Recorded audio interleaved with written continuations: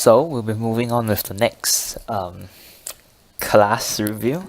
So we're moving on to ShadowCraft, and ShadowCraft, we'll start off with their legendary. It's a 7-cost 5/5 Dark Alice. Her skill is Last Words. Banish all allied ShadowCraft cards in play and summon a Dark Alice. At the start of your next turn, banish all ShadowCraft cards in your hand and your deck. So if you play her and she is destroyed, all your ShadowCraft cards in play, so on the field, will be banished. Then at the start of your next turn, all the ShadowCraft cards in your hand, your deck will also be banished. So if you're running a pure ShadowCraft deck with, like, I don't know, only ShadowCraft cards, the moment she dies on your next turn, you will deck out. So yeah, definitely this card definitely goes into a neutral ShadowCraft deck. Now, her skill is rather interesting. It's similar to Mortecai the Duelist. Basically, when she's destroyed, she reanimates and summons a copy of herself. And her evolved version also, I like it that it specifies summon an unevolved Dark Alice. The only issue I have with this card is I need a little bit of clarification. When this banish all allied ShadowCraft cards in play and summon a Dark Alice, if there are no allied ShadowCraft cards in play, does the effect not trigger, or is it just like Mortecai where it can trigger continuously even if there are no ShadowCraft cards to banish? So is it like a one-off thing where she resummons herself once and then the next time she's destroyed she isn't summoned again, or is she like Mortecai where basically she's immortal unless she's banished? I'm thinking it doesn't matter whether ShadowCraft cards are banished or not. I think she's like Mortecai, but I'm not very sure, so can't give confirmation yet. But of course, definitely a very strong card. She's 1 cost cheaper than Mortecai. Mortecai is 8 cost, she's only 7, and they have the same stats. The only downside is she banishes all ShadowCraft cards in play and all from your deck or hand. But if you are playing a neutral ShadowCraft deck anyway, there probably won't be much ShadowCraft cards. So definitely a very strong card. Another one of the immortal, quote-unquote immortal cards for ShadowCraft, which can be extremely annoying to get rid of, and I definitely feel it will see a lot of play. Yeah, but probably most like, okay, not most likely, definitely in neutral ShadowCraft, because pure ShadowCraft, the moment her last words trigger, you basically deck out. So that's that. So next we have CorpseLord of War. He's a 4-cost 4/4, so fair stats. He is kind of a weird legendary. His skill, unevolved, is he can't attack, and at the start of your turn, use Necromancy 6 to evolve him. And then after you evolve him, he has the last words, summon a copy of himself. So once again, another immortal card, but very weird, because you evolve him, he doesn't get any stat increases, he's still a 4/4 after evolution. To summon a copy of him after he is destroyed. So I guess it makes sense, because a 4-cost 4/4 with the immortality effect is kind of strong, but it's kind of expensive to use his skill as well, because you need to use Necromancy 6 to evolve him. So if you want to use him twice, you need to use Necromancy 12, Necromancy 18 for 3 times, the list goes on. So it's not exactly cheap to evolve him and get him to summon a copy of himself. Also, when he is destroyed, if he is destroyed while he's unevolved, then nothing happens. He doesn't get the immortality effect. However, if he's destroyed when he's evolved, then he'll summon the unevolved copy of himself. So I guess I can see it being strong, but once again, if you really want to play him in a deck, you need to use you need to acquire a large number of shadows quickly, because Necromancy 6 is not a cheap cost. It's the same cost as Death's Breath, and I know sometimes people don't even have 6 shadows by the time they get to 6 play points. So to get 6 shadows when you're at 4 play points is definitely not the easiest.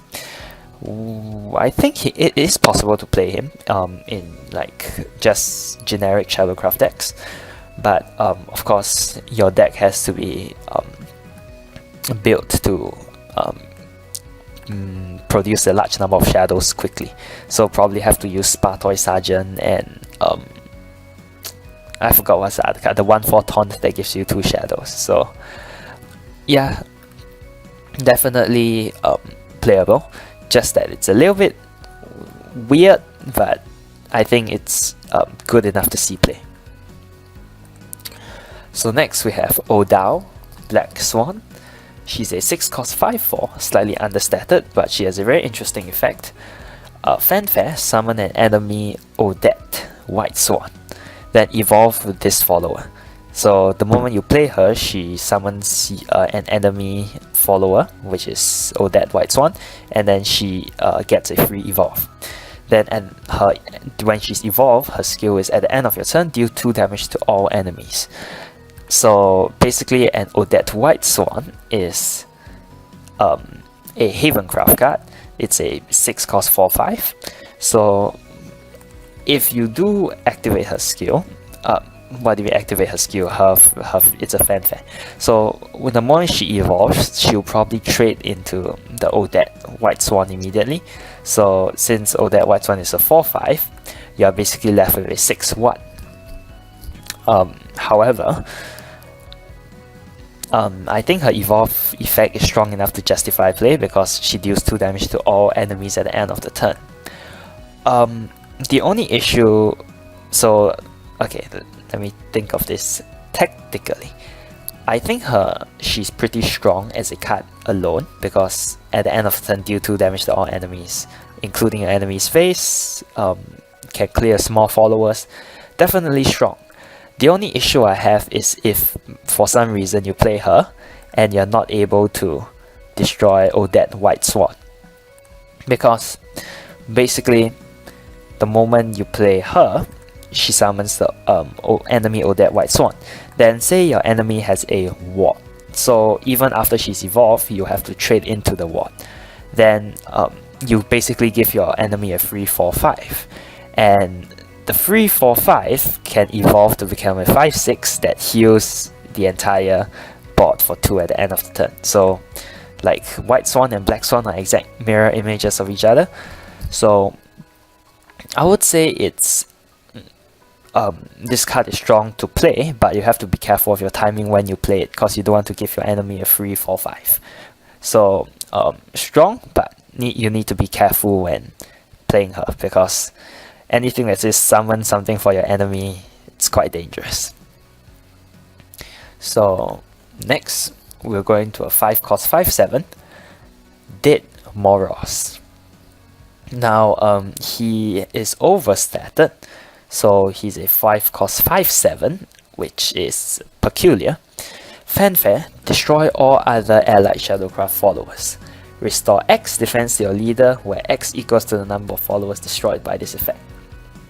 So I'm thinking this deck will be based on like similar to the Nephithyr's deck.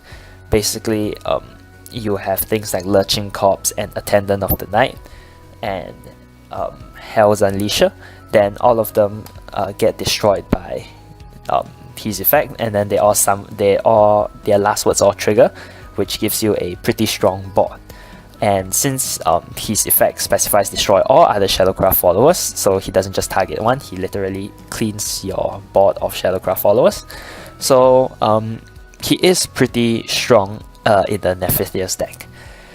But he also has a second use. Basically, if you play the neutral ShadowCraft deck, you can get a free 5/7 without any drawback, because it specifies destroy allied ShadowCraft followers. So if you just play neutral followers, the neutral followers won't be affected by his skill, and then you get an extra 2 HP follower for basically no cost.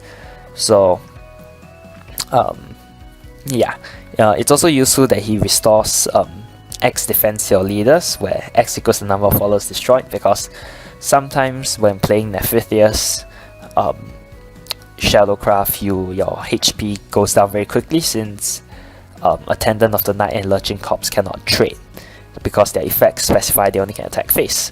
So it's good, it's a helpful effect that he heals your leader as well.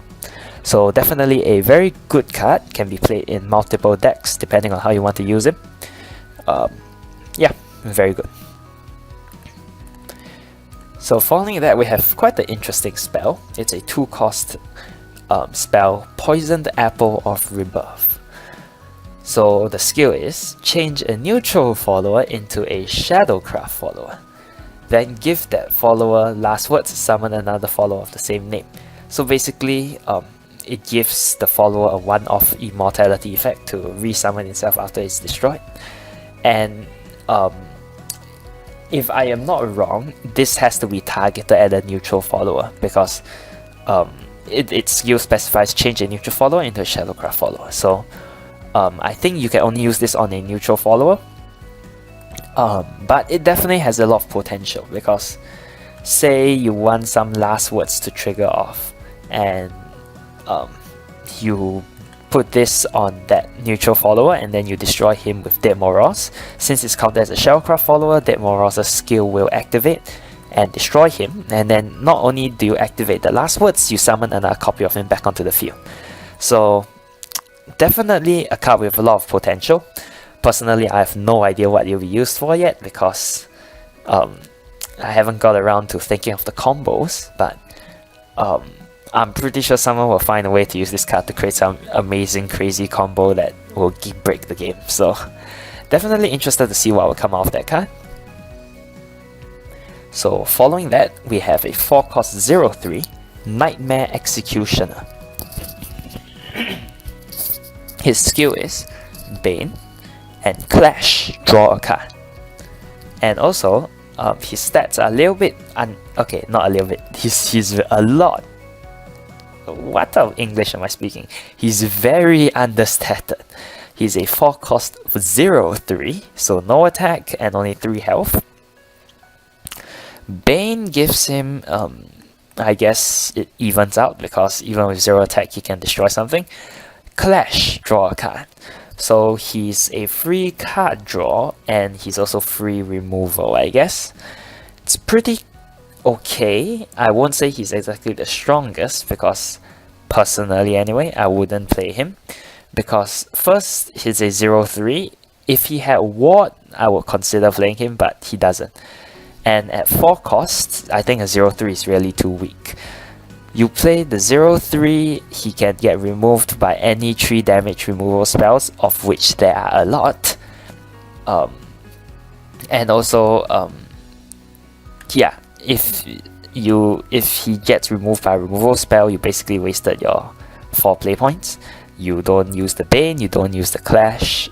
So yeah, I think he's a okay card. If you really want, you can kind of make him work. But I think there are better options. So that's that for him. So next we have a 4-cost 4/3 Caterpillar of Riddles. No idea why this is in ShadowCraft, but oh well. His fanfare is give all other allied neutral followers +1/+1. Deal 2 damage to all other allied ShadowCraft followers. So basically he buffs all your neutral followers by 1/1, and he deals 2 damage to all your other allied ShadowCraft followers. So yeah, you just play it in the neutral ShadowCraft deck, and then after that you have no drawback, because if you don't play any ShadowCraft followers, this part of the skill won't matter, and basically the skill will just be give all other neutral followers +1/+1. So I can see it being used in the aggro deck. Basically you play a lot of low cost neutral followers, and then after that on turn 4 you give all of them +1/+1. So definitely has potential to be used like in an aggro deck. Mid-range, maybe you can, if you play like neutral ShadowCraft and you just wanna pump up your board a little bit, I think he's a good option as well. So just a generally all around okay card. Would play him in probably the neutral ShadowCraft deck at 1 or 2 copies, if the deck permits it. So final 4 cards we have here. We have Cuccia of Styx. I believe that's how you pronounce it.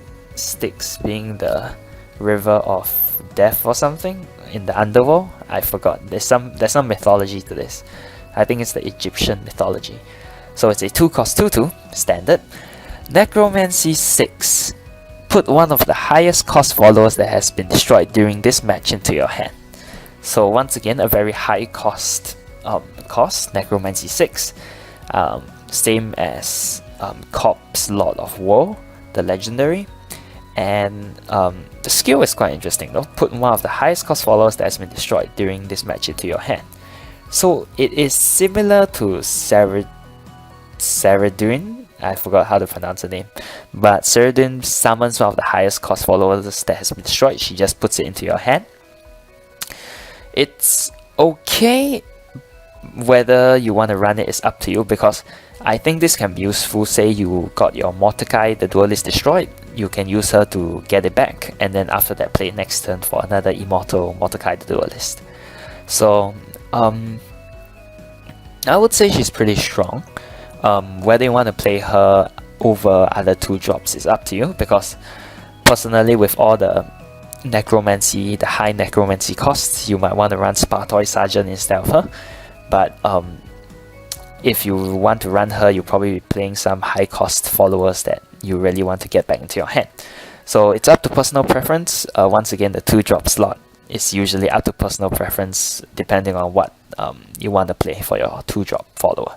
So it's a good option, and it's always good to have more options. So really, whatever you want, just put it in your deck. So next we have a 7-cost 4/5 Mad Hatter, very understated with fanfare. Destroy an allied follower and summon a Tin Soldier. Doesn't activate if there are no allied followers in play. So what is a Tin Soldier? So basically this is a Tin Soldier. It's a 5-cost 4/5. So the Mad Hatter will destroy any 1 follower and then summon this. And then the Tin Soldier also has an evolve. Basically he gains +1/+1 stats with the skill deal 3 damage to an enemy. It's okay, but I doubt really that you'll see much play. It gives a lot of value, of course. Say you use Mad Hatter to destroy a 1/1 follower, then you get a 4/5 out of it. It can give you a lot of value, but at 7 costs it's a little bit slow, because really you can play Alice, the Dark Alice, for much more impact. So it's okay, but I doubt you'll see play. The only good thing I can think of is the Tin Soldier is a neutral follower, so it won't be affected by any of the negative impacts of some of the ShadowCraft cards. But other than that, I think I would rather play like Dark Alice. So yeah, that's that. So moving on, we have a Skeleton Ogre. It's a 2-cost 1/4, so actually pretty good stats. With the skill, whenever this follower attacks, use Necromancy 4, gain +2 attack. So interesting card. I can see it being played in aggro, because in aggressive ShadowCraft there is not much use for say shadows, because unless I know some of the more late game to mid-range ShadowCraft aggro decks, they like to run what's it called, Death's Breath. But other than that, there isn't much use for necromancy effects, save some cards like Little Soul Squasher. So it's good to use your shadows to gain attack in aggro shadow. And a 2-cost 1/4 follower can be hard to remove on the second turn. So definitely a pretty good addition to aggro ShadowCraft, I would say. So it's just good. Last in this list, we have a 1-cost Amulet, Haunted House. it has countdown 3 with the skill whenever an allied follower, excluding Ghost, is destroyed during your turn, summon a Ghost. It's okay, but I doubt you see any play, because Ghosts are just 1/1 with Storm, and this amulet has the effect whenever an allied follower is destroyed. So your deck, when you play this amulet, you'll probably be playing a deck which destroys a lot of its own followers. The only deck I can think of is Nephithys, or yeah, most likely Nephithys. But Nephithys already has little enough space as it is, and I doubt you want to play this 1-drop amulet simply because I don't think it gives enough value or pressure to warrant its play. So unfortunately, I would say it's not that great of a card. Yeah, that's that. So right now we move on to the Reddit. So here we only have, I think, 2 more cards to cover. We have Sirens Tears. So Sirens Tears, it's a 2-cost amulet once again, with the skill, destroy a random allied ShadowCraft follower at the end of your turn. If you have both a ShadowCraft follower and a neutral follower in play, then give a random allied neutral follower +X +X. X equals the attack of the destroyed ShadowCraft follower. So basically this amulet has no countdown, so it will last on your board forever. And the skill, destroy a random allied ShadowCraft follower at the end of your turn, if you have both a ShadowCraft follower and a neutral follower in play. So if you don't have either one of these, a ShadowCraft or a neutral follower, this amulet will not activate. Then give a random allied follower +X +X. Note it isn't +X +Y, it just takes into account the attack. So your ShadowCraft follower can be 21 and it will still give +20 +20 to the neutral follower since it only counts its attack. So basically this amulet destroys your ShadowCraft follower and then buffs your neutral follower. I can see it working in some neutral ShadowCraft decks simply because you don't really want that many ShadowCraft followers in your neutral ShadowCraft deck, because they're gonna get banished by things like Dark Alice anyway. So I can see it working in some neutral ShadowCraft decks, but personally I don't think it will make that big of a difference. So yeah, might work out. I'm interested to see how this card will play, because currently standalone I don't think it's very good, but it's Shadowverse and it can definitely prove me wrong. So that's that for this card. And last we have Demon Eater. So this is definitely one of the more interesting cards, which I feel is actually extremely good. Basically it's a 2-cost 1/2 fanfare, destroy an allied follower and draw 2 cards. So it's kind of similar to Soul Conversion, where Soul Conversion destroys an allied follower and draws 2 cards.